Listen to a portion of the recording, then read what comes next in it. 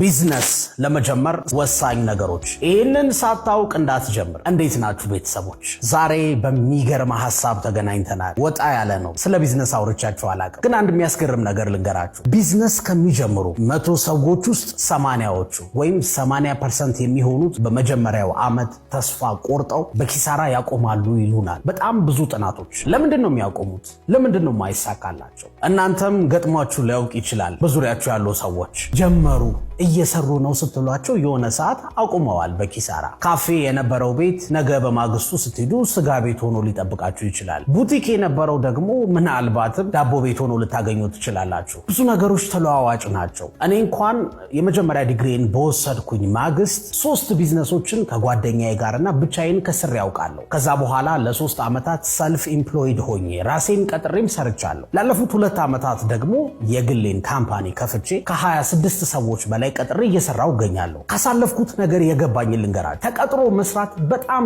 ቀላሉና ምቾት የሚሰጠው ነው። ምክንያቱም ትንሽ ኃላፊነት ነው ያለ። ገቢህ ይታወቃል። ወጪህን አንተ የምትቆጣጠረው ከሆነ የሆነች ገንዘብ ሴቭ ማድረግ ትችላለህ፣ ሰርቫይቭ ታደርጋለህ። ደሞዝ ደግሞ ከፍ ያለ ከሆነ ምናልባት ነገ አጠራቅመኸው ኢንቨስት የምታደርገው ገንዘብ ልታገኝ ትችላለህ። ከዚህ በተጨማሪ ደግሞ ከሚበልጡ ሰዎች ለመማር፣ ዕውቀት ለመውሰድ፣ ልምድ ለማግኘት እንደ መቀጠር የሚመች ነገር የለም። ምክንያቱም በሰው ሪሶርስ፣ በሰው ሀብት፣ በሰው ጊዜ፣ በሰው የሥራ ቦታ ላይ ተቀጥረህ እነሱ ለረጅም ዓመት የሰበሰቡትን ዕውቀትና ልምድ አንተ ትወስዳለህ። በፈንታው ግን አንተ ጊዜህን ዕውቀትህን ሸጠህ ማለት። ስለዚህ ራስን በፍጥነት ማሳደግ የምትፈልግ ከሆነ እንደ መቀጠር የሚመች ቦታ የለም። በጣም ከባዱ ደግሞ ራስን መቅጠር ወይም ቢዝነስ መስራት ነው። ሰልፍ ኢምፕሎይድ መሆን ወይም የሆነ ካምፓኒ መጀመር ነው። ለምን መሰለህ? ብዙ ኃላፊነት ትወስዳለህ። ከአንተ የሚጠበቀውን ብቻ አይደለም ከሚጠበቅብህ በላይ ትሰራለህ። ገቢህ እንደ ቅድሙ አይታወቅም። ለረጅም ወራት በኪሳራ ወይም በዜሮ ትርፍ ልትሰራ ትችላለህ። ለረጅም ወራት ብቻ አይደለም ለተወሰኑ ዓመታት ምንም ሳታተርፍ ልትቀጥል ትችላለህ። አስጠሊታው ነገር ደግሞ